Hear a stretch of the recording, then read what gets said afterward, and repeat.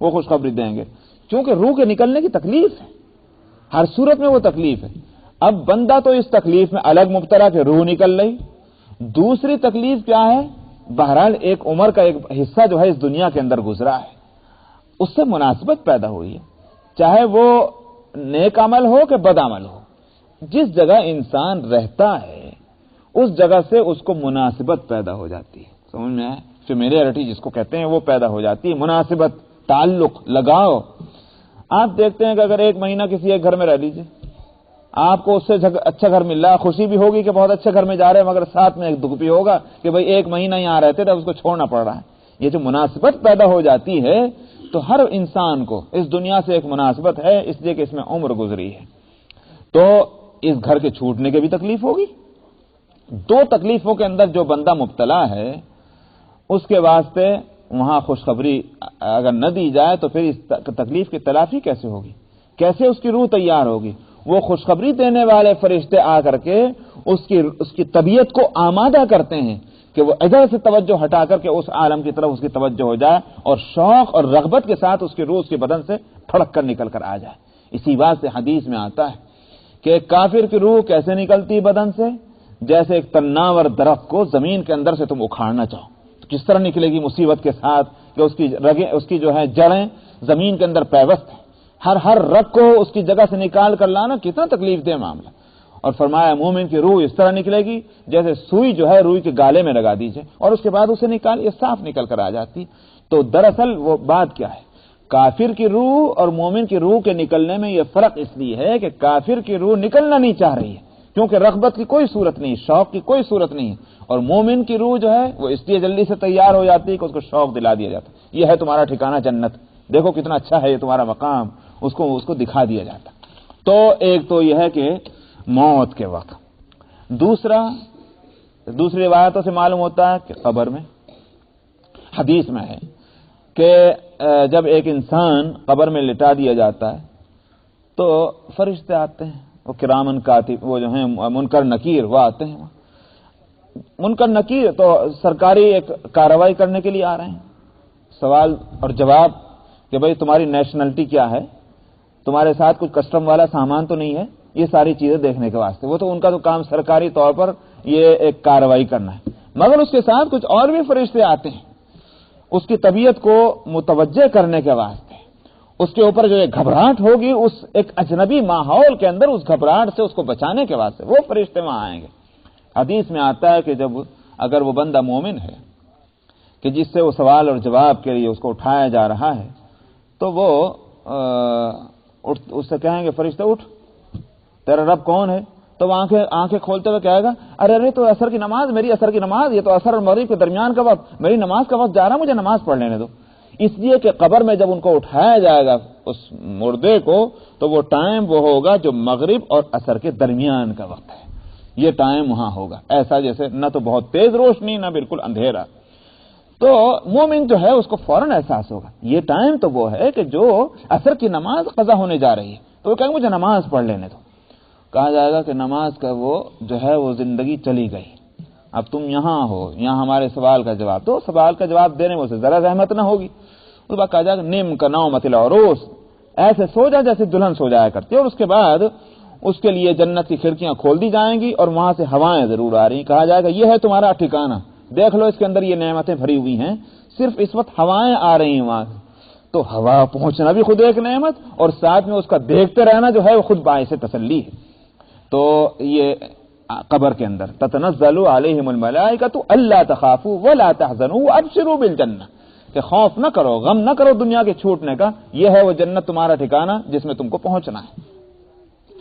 تیسرا جو ہے روایتوں سے معلوم ہوتا ہے کہ یہ نزول ملائکہ ہوگا جس وقت کہ گویا عالم حشر میں، حشر جس وقت حساب و کتاب ہو چکا ہوگا، اور کہا جائے گا یا حساب و کتاب کے میدان میں پہنچنے کے لیے یا حساب و کتاب کے بعد جب پل صراط سے گزرنے کا مسئلہ آئے گا، وہ بڑا کٹھن وقت ہوگا۔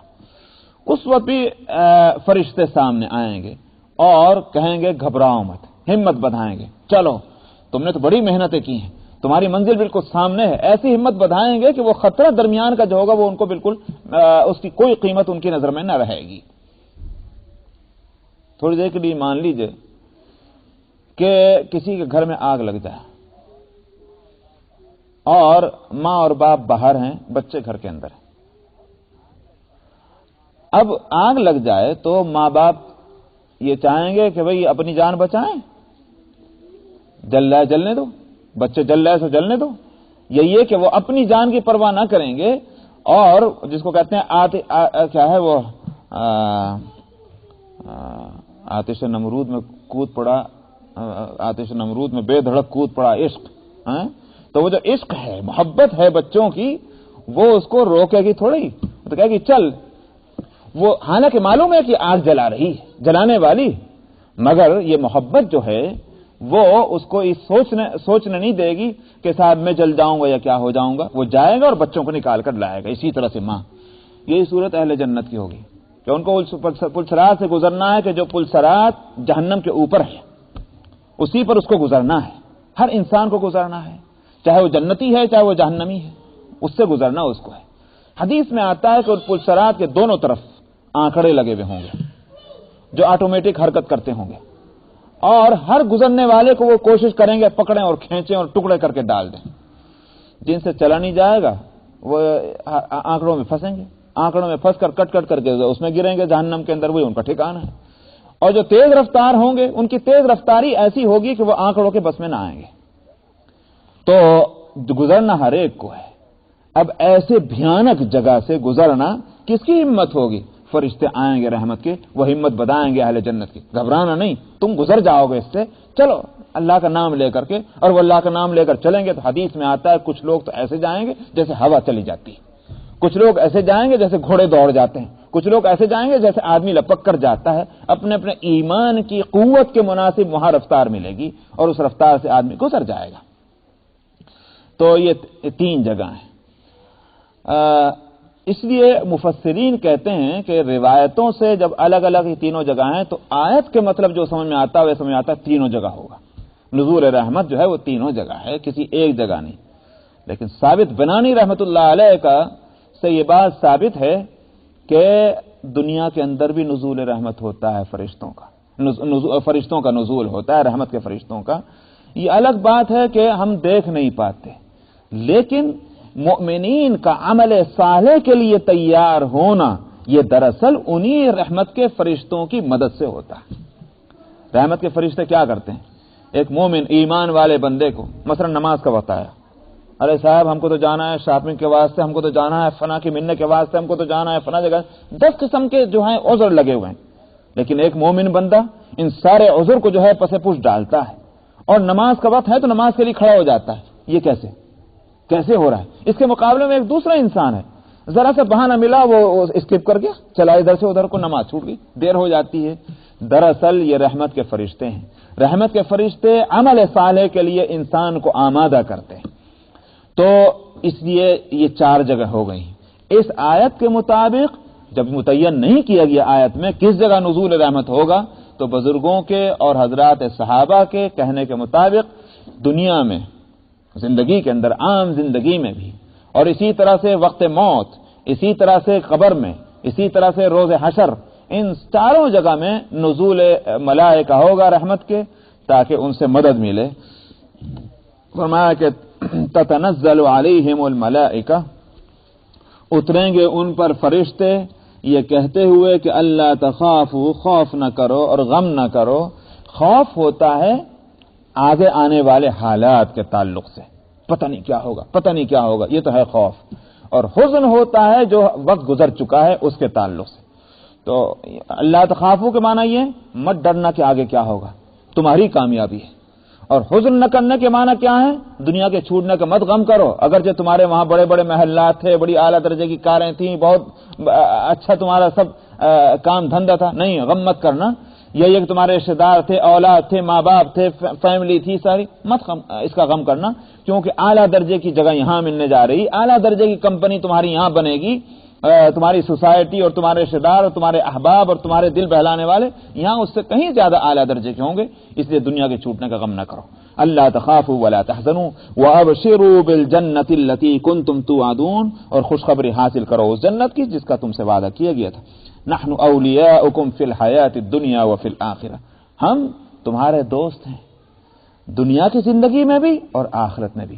وہ جو نقل کیے ابھی بزرگوں کے اقوال میں بھی، ان کے لیے یہ لفظ دلیل ہے، فی الحیات الدنیا، دنیا کی زندگی میں بھی ہم تمہارے دوست ہیں۔ تو دوستی کا حق اسی طرح ادا کرتے تھے کہ جہاں کوئی نیکی کا موقع آیا اور وہ آنے کے بعد ہم کو آواز نہیں سنائی دے رہی کانوں کے اندر، مگر دل میں جیسے وہ یہ کہ جذبہ پیدا ہو رہا ہے، یہ کام ہونا چاہیے، یہ کام ہونا چاہیے، اور آدمی کر لیتا ہے، یہ دراصل انہی رحمت کے فرشتوں کی طرف سے آمادگی ہے طبیعت کی۔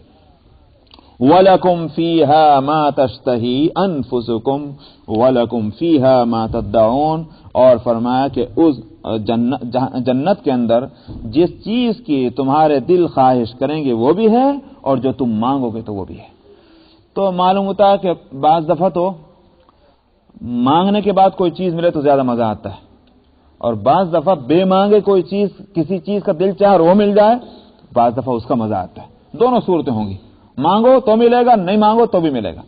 حدیث میں آتا ہے کہ جنت میں تو آپ نے فرمایا تم لوگوں کا یہ حال ہوگا جنت کے اندر کہ تم میں سے دیکھے گا جنت میں کوئی پرندہ اڑا چلا جا رہا ہے، اس کا دل یہ چاہے گا کہ یہ اس کا گوشت بھنا بھنا میں کھا لوں۔ فرمایا کہ دیر نہیں لگے گی، وہ پرندہ بھنا بھنا فوراً کے فوراً سامنے آ جائے گا۔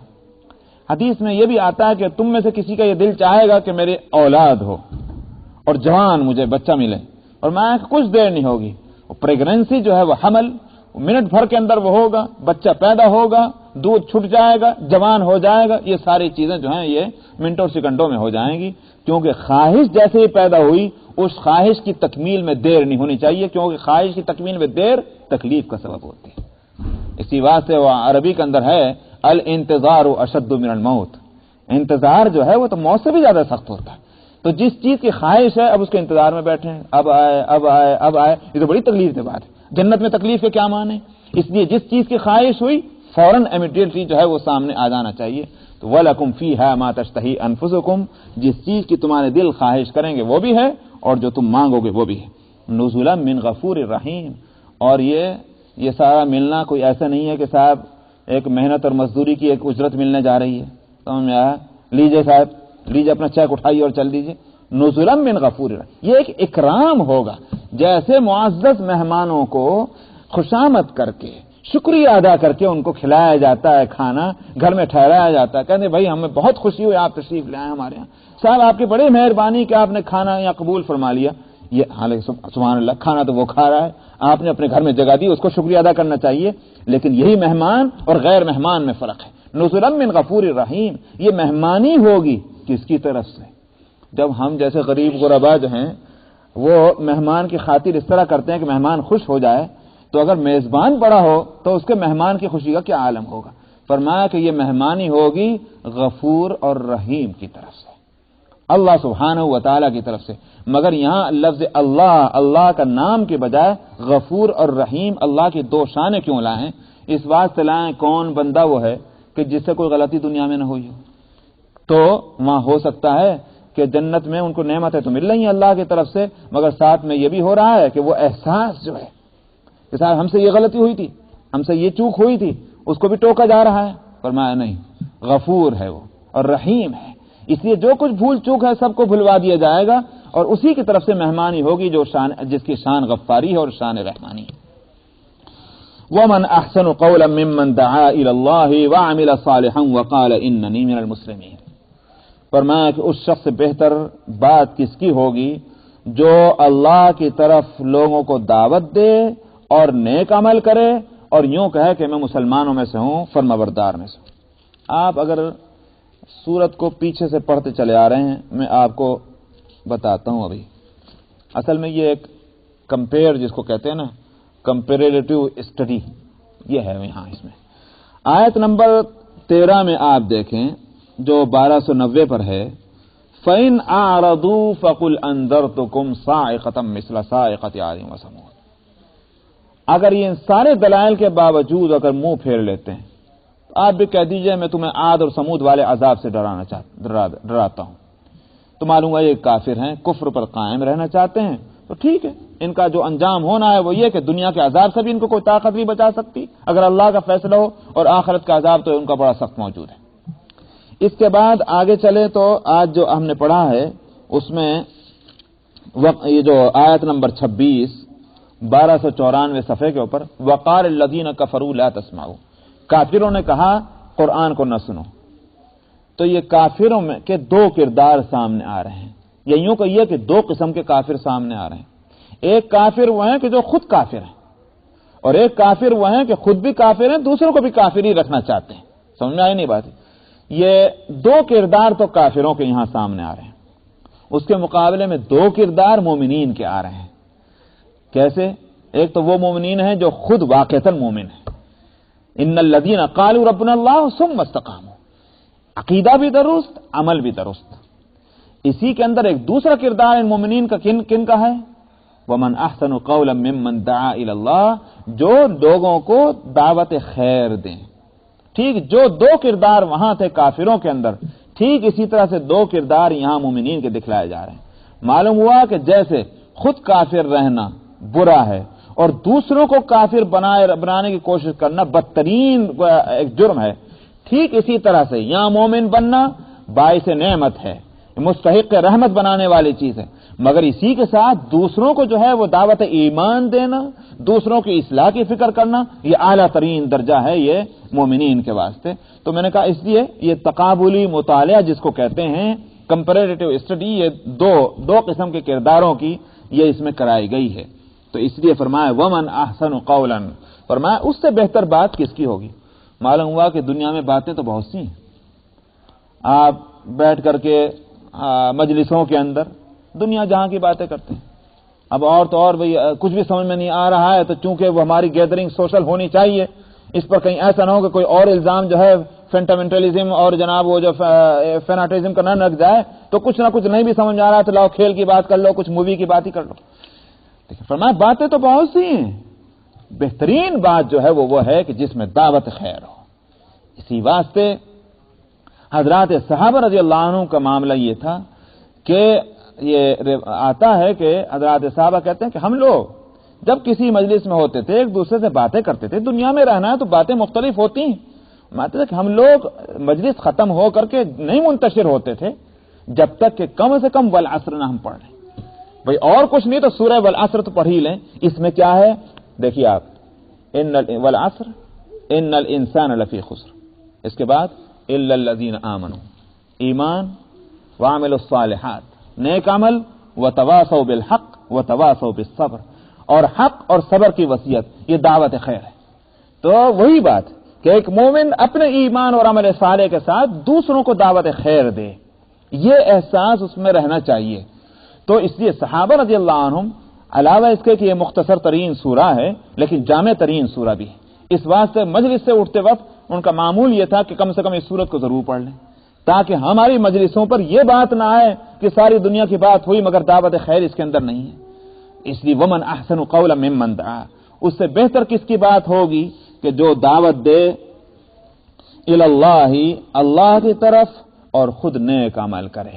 وعمل صالحا، اس کو بعد میں اس واسطے لائے ہیں، ایک نقطہ جو سمجھ میں آ رہا ہے وہ بتا دوں. وعمل صالحا کو ممن دعا الی اللہ کے بعد لائے ہیں. ایسے تو سیدھا ترجمہ یہ ہے کہ اس حالت میں کہ خود اس کا نیک عمل ہو. مطلب یہ ہے کہ بھئی دیگر نصیحت خود را فضیت، یہ تو مناسب نہیں. اگر دوسروں کو نصیحت کر رہا ہے تو خود بھی عمل نیک ہونا چاہیے، مگر اس کو مؤخر کر کے اس واسطے لائے ہیں کہ تاکہ یہ بات بھی سامنے رہے کہ دعوت خیر مستقل ایک عمل ہے اور نیک عمل کرنا خود ایک مستقل عمل ہے. یہ نہیں ہوگا کہ دعوت کا کام ملتوی کر دیا جائے اس وقت کے لیے جب نیک عمل کر لیں گے، یہ نہیں ہوگا. ہاں بے شک دعوت کا کام کرنے والوں کو نیک عمل کرنا چاہیے، یہ بہت ضروری ہے ورنہ اثر نہ ہوگا. مگر یہ مطلب نہیں ہے کہ دعوت کا کام اس وقت تک لیے پوسٹ پون کیا جائے کہ جب یہ ہو جائے کہ ہم کو کوئی سرٹیفکیٹ دے دے کہ ہاں ہم نے نیک عمل کر لیا، یہ نہیں ہے. بلکہ یہ کہ دعوت کا کام ہر صورت میں کیا جائے گا، چاہے آپ خود نیک عمل کر رہے ہیں یا نہیں کر رہے ہیں. اس میں کوئی ایکسکیوز کی ضرورت نہیں ہے کہ صاحب میں تو خود ہی ابھی گنہگار ہوں، میں کہاں دوسروں کو دعوت دینے جاؤں گا. نہیں، دعوت کا کام شروع کرو. اسی واسطے مولانا الیاس صاحب رحمۃ اللہ علیہ کی بات جو ہم نے سنی ہے وہ یہ فرماتے تھے کہ لوگوں کی تبلیغ اور تربیت اور اصلاح کی کوششوں میں یہ مت سوچنا کہ ہمارا تو عمل نہیں. فرمایا کہ اس کام کی برکت سے اللہ تم کو بھی توفیق دے گا. اور یہ انسان کی سائیکالوجی ہے کہ جب آدمی لوگوں کہتا ہے یہ کرو یہ کرو یہ کرو تو آخر کب تک بے حیا بنا رہے گا. بھائی کبھی کبھی خود بھی خیال آئے گا کہ میں دوسروں کو اتنے دن سے کہہ رہا ہوں میں خود نہیں کام کرتا. تو اگر ذرا بھی اس کے اندر حص اس کی زندہ ہے تو اس کی غفلت ضرور دور ہوگی اور اس کام کی برکت سے اس کو بھی خیال آئے گا لاؤ میں بھی یہ کام کر لوں.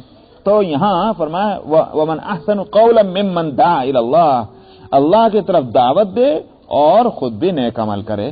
وقال اننی من المسلمین, اور وہ یوں کہے کہ بھائی میں تو فرما برداروں میں سے ہوں, یعنی اس بات کو کھلے طور پر کہے, یہ نہیں کہ اس میں کوئی مصلحت بینی سے کام لے کہ اپنے اسلام کو اور اپنے ایمان کو چھپائے, یہ نہیں, بلکہ صاف صاف بھائی میں تو مسلمان ہوں. ولا تستوی الحسنۃ ولا السیئۃ ادفع بالتی ہی احسن. یہاں جب دعوت دین کی بات آئی, دعوت دین کا ایک نیچر ہے, اس کی فطرت ہے. جب دعوت کا کام کیا جائے گا تو اس کے راستے میں مشکلات ضرور آئیں گی, اس واسطے کہ اگر آپ اس کام کے لیے کھڑے ہو رہے ہیں تو شیطان کے آرام سے تھوڑی چلنے دے گا آپ کو. آخر آپ تو اس کو جنگ کی دعوت دے رہے ہیں. بھائی ٹھیک ہے تو اپنے ساتھی اپنے بنانے کی فکر میں ہے, میں اپنے ساتھی بنانے کی فکر میں ہوں اللہ کے واسطے, تو شیطان کیسے اس کا خاموشی سے بیٹھے گا. اس لیے دعوی کا کام جب کرنے کھڑے ہوئیے تو بڑی مشکلات آئیں گی, گالیاں سننے کو ملیں گی, سمجھ میں آیا, راستے میں کانٹے بچھائے جائیں گے اور اختلافات ہوں گے, لوگ اعتراض کریں گے, کوئی کچھ کہے گا کوئی کچھ کہے گا کوئی کچھ کہے گا. آسانی کے ساتھ تو یہ دعویٰ کا کام نہیں ہوگا. اب کیا ہونا چاہیے, جہاں کسی نے گالی دی کھٹ سے آپ بھی جواب دے دیجئے, جہاں کسی نے کوئی اعتراض کیا آپ بھی لڑنے بیٹھ جائیے, اس طرح سے دعویٰ کا کام ہوگا. فرمایا کہ نہیں, ولا تستوی الحسنۃ ولا السیئۃ, یہاں سے بات کو شروع کیا. فرمایا پہلے تو ایک اصولی بات سن لو, نیکی اور برائی کبھی برابر نہیں ہو سکتی. ہاں صاحب بالکل برابر نہیں ہو سکتی. دیکھیں نا, یہ اصول سے لے کر چلتے ہیں, پہلے فاؤنڈیشن بن جانی چاہیے تاکہ بات سمجھ میں آ جائے. فرمایا کہ نیکی اور برائی برابر نہیں, ادفع باللتی ہی احسن. جب نیکی اور برائی برابر نہیں ہے تو آپ برائی کا مقابلہ برائی سے کیوں کریں گے؟ اس کا مطلب یہ تو آپ تو جو ہے جو نیکی کمانے جا رہے تھے آپ اس نیکی کو ضائع کر رہے ہیں. نیکی کو باقی رکھنا ہے, وہ نیکی کی جو برائی سے مختلف ہے وہ جب ہی باقی رہے گی کہ آپ برائی کا بدلہ برائی سے نہ دیں. اس لیے فرمایا ادفع باللتی ہی احسن, اس برائی کو دفع کیجئے بہترین صورت. اور حسن نے فرمایا احسن. اسی واسطے علماء اور مفسرین کہتے ہیں کہ اخلاق کے 3 درجے ہیں. ایک کہلاتا ہے خلق حسن, اچھا اخلاق ہے. اچھے اخلاق کے معنی تو یہ ہے کہ اگر کسی نے آپ کے ساتھ جو ہے آپ زیادتی کی ہے, حق تلفی کی ہے, تو آپ اس سے جو بدلہ لینا ہے وہ لے لیں. مطلب یہ کہ اپنا حق اس سے لے لیں. مثال کے طور پر کسی نے آپ کے $10 لے کر ضبط کر لیے, نہیں دیتا, آپ کو حق ہے جائیں کورٹ میں اور جا کر $10 لیں. اور بھی کچھ نے اس نے گالی دی ہے آپ کو, برا بھلا کہا ہے, جائیں آپ کورٹ کے اندر اور جا کر کہیں کہ اس شخص نے مجھے گالی دی, اس کو سزا ملنی چاہیے. تو یہ تو ہے اخلاق حسن, کہ جیسی کسی کا جرم ہے, جیسی کسی کی خطا ہے, جس طرح کسی نے آپ کو نقصان پہنچا ہے اس کے مناسب اس کو سزا مل جائے, زیادہ نہیں. اس سے زیادہ ہوئی تو وہ ظلم ہو جائے گا کہ ایک شخص نے تو محض آپ کو زبان سے برا کہا تھا, آپ نے جا کر اس کے پتھر ہی مار دیا, یہ نہیں ہوگا. تو یہ تو خلق حسن ہے کہ جیسا جرم ویسے اس کی سزا, قانونی سزا ملے. اور دوسرا درجہ ہے خلق کریم کا. خلق کریم کے معنی یہ ہے کہ کسی نے نقصان پہنچایا, تکلیف پہنچائی, معاف کر دیجیے, یہ ہے خلق کریم. اور اس سے تیسرا درجہ ہے خلق عظیم. خلق عظیم میں یہ بات ہے کہ جس نے آپ کو نقصان پہنچایا, تکلیف پہنچائی, آپ اس سے نہ صرف یہ کہ بدلہ لیں, معاف کر دیں, نہ صرف یہ کہ معاف کر دیں بلکہ اس فکر میں لگ جائیں کہ بھائی اس سے آج غلطی ہوئی کل کو نہ ہو, یہ دوسروں کو تکلیف نہ پہنچائے, یہ بیچارہ غفلت میں ہے, یہ اچھائی و برائی کی اس کو تمیز نہیں, یہ کہ یہ نفس کا غلبہ اس کے اوپر ہے, لگ گیا اب اس کی اصلاح کی فکر میں. یہ ہے خلق عظیم, کہ اپنی جو تکلیف ہے اس کو بھول کر کے اس مجرم کو راہ راست پر لانے کی کوشش کرنا, یہ خلق عظیم کی بات ہے. نبی کریم صلی اللہ علیہ وسلم ظاہر ہے کہ اگر افضل الانبیاء ہیں تو آپ کے اخلاق بھی اعلیٰ درجے کے ہیں.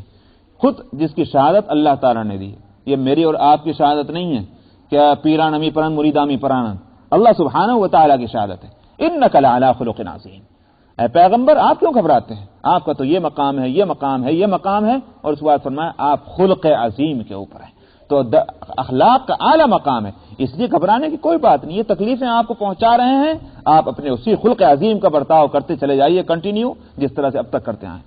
تو گالیاں مل رہی ہیں، اعتراضات ہو رہے ہیں، کانٹے بچھائے جا رہے ہیں، پتھر مارے جا رہے ہیں، مگر یہ کہ وہاں سی نہیں، اف نہیں ہے، یہ خلق عظیم کی بات ہے، اور ان کی اصلاح کی فکر میں لگے رہنا۔ تو یہاں احسن کا لفظ ہے، یعنی یہ کہ محض ایک اچھائی نہیں بلکہ جتنی ممکن ہو سکے اعلیٰ درجے کی اچھائی سے اس برائی کا جواب دیں۔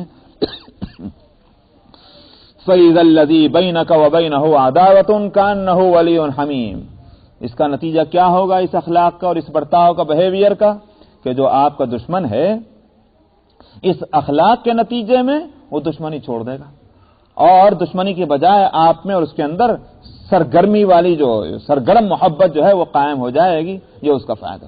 نہ بھی اگر محبت قائم ہوئی دشمنی تو ختم ہی ہو جائے گی۔ آپ تجربہ کر کے دیکھ لیجئے کہ صاحب کسی سے آپ کی لڑائی ہو، خوب لڑائی ہوئی ہو، آپ اس سے دوسرے دن ملیے، کہیے السلام علیکم، مسافہ بھی کر لیجئے، تو وہ غصہ اس کا جو ہے 50% تو کمی ہو جائے گا، اور اس کے بعد 2-4 مرتبہ اور اسی طرح مل لیجئے، بات کر لیجئے، چھٹی۔ یہ کیا ہوا؟ یہ آپ نے تو بہت معمولی بات سمجھی ہے سلام کرنا، لیکن دراصل یہ بڑے اعلیٰ اخلاق کی بات ہے۔ اس کو خلق کریم اور بلکہ خلق عظیم کہیں گے اس کو، کہ یہ شخص نے اپنے غصے کو تھوک دیا، اپنی نفسانیت سے اپنے کو بچا کر کے، اور یہ ہوا کہ اس کے ساتھ نیکی کا سلوک کرنے کھڑے ہو گئے، تاکہ یہ انسان اپنے غصے کو یہ بھی تھوک دے اور وہ برائی نہ کرے کہ برائی ہوا کرتی ہے، تو اس کا اثر پڑتا ہے۔ اس لیے فرمایا کہ فَإِذَا الَّذِي بَيْنَكَ وَبَيْنَهُ عَدَاوَةٌ كَأَنَّهُ وَلِيٌّ حَمِيمٌ، پھر اس صورت میں آپ کے اور اس کے درمیان جو دشمنی ہے اس کا یہ ہوگا کہ جیسے کہ وہ ایک سرگرم دوست ہے ویسا بن جائے گا۔ وَمَا يُلَقَّاهَا إِلَّا الَّذِينَ صَبَرُوا، مگر فرمایا یہ کوئی کھیل کود کی بات نہیں ہے، جو ہم نے کہی ہے یہ عمل ہر ایک کے بس کی بات نہیں، اس پر عمل کے واسطے صبر کرنا چاہیے۔ صبر کی اہلیت جن کے اندر ہوگی، تکلیفیں برداشت کرنے کی جن میں صلاحیت ہوگی، انہی میں یہ اخلاق پیدا ہو سکتا ہے کہ برائی کا بدلہ اچھائی سے کرے۔ ما یلقاها، نہیں حاصل کر سکتے اس مقام کو مگر وہی لوگ جو صبر کریں۔ وما یلقاها الا ذو حظ عظیم، نہیں حاصل کر سکتے اس مقام کو مگر وہی جو نصیب ور ہیں، صاحب نصیب لوگ جو ہیں، اور انہی میں صبر کا مادہ ہوگا، اور انہی کے اندر یہ بات ہوگی وہ تکلیفوں کے مقابلے میں جو اچھائی کا برتاؤ کرتے رہیں۔ وَإِمَّا يَنزَغَنَّكَ مِنَ الشَّيْطَانِ نَزْغٌ فَاسْتَعِذْ بِاللَّهِ إِنَّهُ هُوَ السَّمِيعُ الْعَلِيمُ، اور فرمایا کہ بہرحال ہر انسان کے ساتھ نفس لگا ہوا ہے، نفس اندر سے ورغلا ہے برائی کے لیے، باہر سے شیطان دعوت دے، بندہ بشر ہے۔ فرمایا کہ اگر کسی وقت ایسا ہو کہ شیطان آگے تم کو ورغلا ہے، یہ صاحب آپ نے گالی دی، آپ ہی کون سے اتنے بالکل بزدل ہیں کہ آپ اتنی گالیاں سنتے چلے جا رہے ہیں، ذرا جواب دے مزہ تو آ جائے اس کو۔ اگر شیطان کسی وقت ورغلا ہے، فرمایا فاستعیذ باللہ، اگر آپ کو ورغلا ہے شیطان کسی طرح کا ورغلانا تو اللہ سے پناہ حاصل کیجئے، انہ هو السمیع العلیم، وہ سننے والا جاننے والا ہے۔ یعنی مثلا یہ کہ اعوذ باللہ من الشیطان الرجیم لا حول ولا قوت الا باللہ، یہ اردو میں کہیے اللہ کہ میں پناہ چاہتا ہوں اس شیطان الرجیم سے، تاکہ وہ شیطان کا اثر ختم ہو جائے۔ اب رہ گیا نفس کا اثر تو وہ آپ کے اپنے کنٹرول میں، شیطان بے شک اپنے کنٹرول میں نہیں، تو شیطان سے بچنے کے لیے اللہ کی پناہ چاہیے۔ امید یہ ہے کہ آپ کی اپنی وہ کوشش کہ آپ نیکی کریں اس میں آپ کامیاب ہو جائیں گے۔ اللہ تعالیٰ توفیق دے۔ آخر دعوانا الحمدللہ۔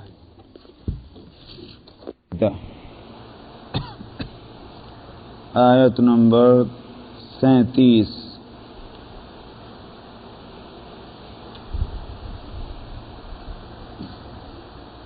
اعوذ باللہ من الشیطان الرجیم، بسم اللہ الرحمن الرحیم، ومن آیاته الليل والنهار والشمس والقمر لا تسجدوا للشمس ولا للقمر واسجدوا لله الذي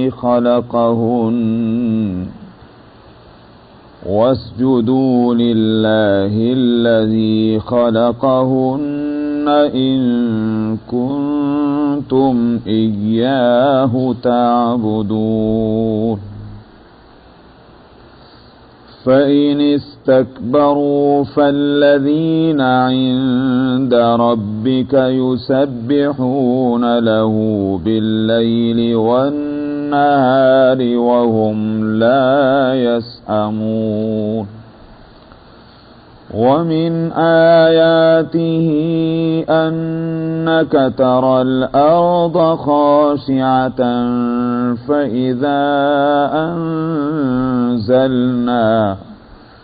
فإذا أنزلنا عليها الماء اهتزت وربت.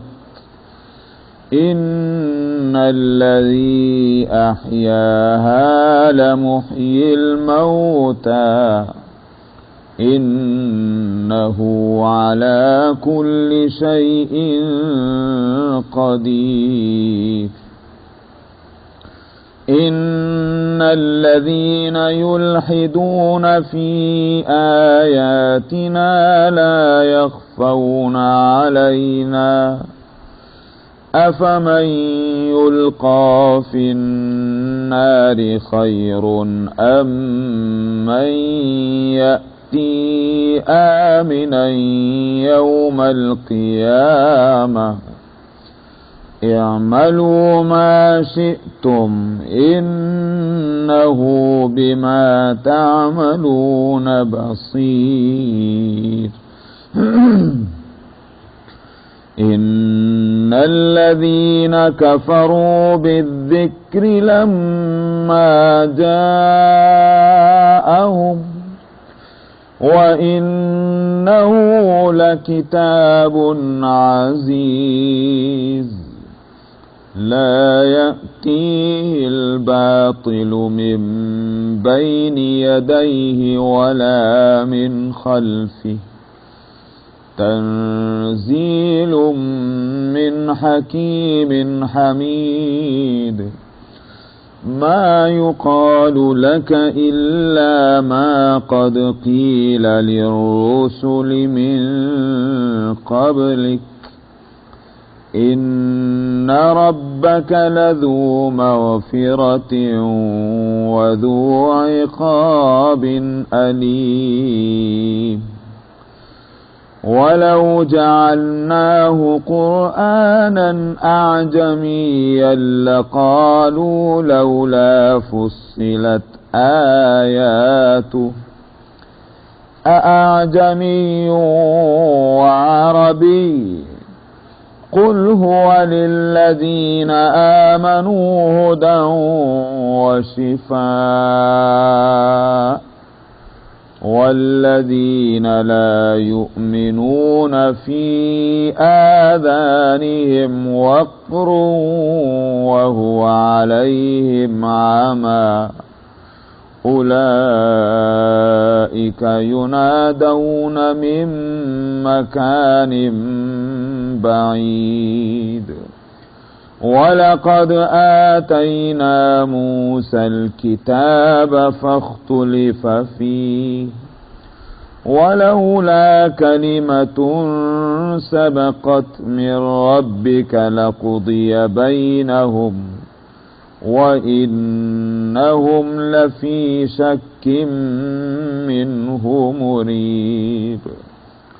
من عمل صالحا فلنفسه ومن أساء فعليها وما ربك بظلام للعبيد. صدق الله العظيم.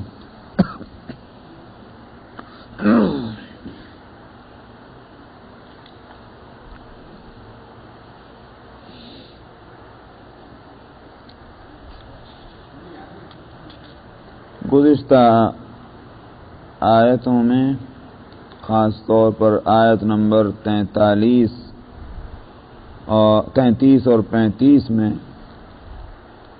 नबी करीम सल्लल्लाहु अलैहि वसल्लम को खिताब किया गया था कि जो इस्लाम और आपके दुश्मन हैं उनकी तकलीफ दे बातों से न तो ये कि आप दिल तंग हो اور نہ ان کی برائیوں کا جواب برائیوں سے دینے کی طرف توجہ کریں۔ آپ کا کام اچھائیوں کو پھیلانے کا ہے، اس لیے برائیوں کا جواب آپ اچھائیوں سے دیتے رہیں جیسا کہ اب تک دیتے آئے ہیں، اس لیے کہ برائی کے بدلے میں جب اچھا معاملہ کریں گے تو اس کا فائدہ یہ ہوگا کہ جو مقابل میں ہے دشمن، وہ اول تو دشمنی چھوڑ دے گا اور دشمنی چھوڑ کر کے آپ کا مخلص اور دوست بن جائے گا۔ بالفرض اگر یہ نہ بھی ہوا تو کم سے کم اتنا تو ہوگا کہ وہ نقصان نہیں پہنچائے گا، حسن اخلاق کا اثر آخر کار پڑتا ہی ہے۔ اس لیے آپ حسن خلق کا معاملہ کرتے رہیں، برائیوں کے بدلے میں اچھا معاملہ کرتے رہیں۔ ساتھ میں یہ فرمایا تھا کہ یہ کوئی بات معمولی نہیں ہے بڑی مشکل۔ کہنے کو تو یہ ہے کہ صاحب آپ صبر کیجئے، اور کہنے کو بہت آسان ہے یہ کہ صاحب آپ گالی کے جواب میں گالی مت دیجئے، یہ مگر کرنے کے وقت میں یہ بہت مشکل بات ہے۔ یہ وہی لوگ کر سکتے ہیں کہ جو بڑے صاحب نصیب ہیں، وہی لوگ کر سکتے ہیں کہ جن کے اندر صبر کا مادہ ہے، وہی ایسا اخلاق اور کردار کا مظاہرہ کر سکتے ہیں۔ تو حاصل یہ ہے کہ یہ نہ سمجھا جائے کہ صاحب بڑی نرمی سے اور بڑے کچھ خرچ کیے بغیر، کچھ تکلیف اٹھائے بغیر حسن اخلاق ہوگا، تکلیفیں اٹھانی پڑیں گی۔ اب ان تکلیفوں کے اٹھانے کے تعلق سے اگر شیطان نے آپ کو ورغلایا کسی وقت اور نفسانیت آپ میں پیدا کرنے کی کوشش کی تو اللہ کی طرف لو لگائیے اور اللہ ہی سے پناہ مانگیے، وہ آپ کی مدد کرے گا۔ یہاں سے پھر وہ اصل مضمون جو ہے اللہ کی وحدانیت کا اور آخرت کے یقینی ہونے کا، اس کو بیان فرما رہے ہیں دلائل سے۔ وَمِنْ آيَاتِهِ اللَّيْلُ وَالنَّهَارُ وَالشَّمْسُ وَالْقَمَرُ، اللہ کی قدرت کی نشانیوں میں سے رات اور دن کا الٹ پھیر ہے، اور اسی طرح سے سورج اور چاند کا جو یہ وجود ہے، یہ اللہ کی قدرت کی نشانیاں ہیں۔ اللہ کی قدرت کی نشانیاں اس لیے کہا کہ یہ معبود نہیں ہے، لوگوں نے ان کو معبود بنایا۔ ساری دنیا کے مشرکین مختلف معبود رکھنے کے باوجود ایک چیز کے معبود ہونے پر متفق ہیں، اور وہ ہے سورج۔ سورج کو سبھی دیوتا مانتے ہیں۔ ہندوستان میں ہندوؤں کے جتنے فرقے ہیں مختلف ان کے معبود، مگر سورج سب کے نزدیک معبود، سورج دیوتا جو ہے وہ سب ناموں کا فرق ہے۔ اور آج سے نہیں، ہزاروں سال سے مصر کے اندر بھی حضرت موسیٰ علیہ السلام کی جو عزت جس وقت ہوئی، اس وقت بھی مصر کے قبطیوں میں اور فرعونیوں میں ان کا سب سے بڑا جو معبود تھا اور بت تھا وہ سورج ہی تھا۔ تو سورج کو تمام معبودوں میں سب سے زیادہ طاقت اور پاور والا معبود مانتے رہے ہیں بت پرست۔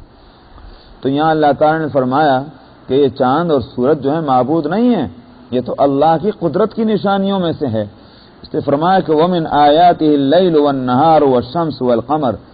اچھا، رات اور دن کا اس لیے تذکرہ کیا کہ چاند اور سورج کو جو معبود مانتے تھے اس کی ایک وجہ تھی۔ وہ آپ کو وہ آیتیں یاد ہوں گی جو حضرت ابراہیم علیہ السلام کے تذکرے میں ہے۔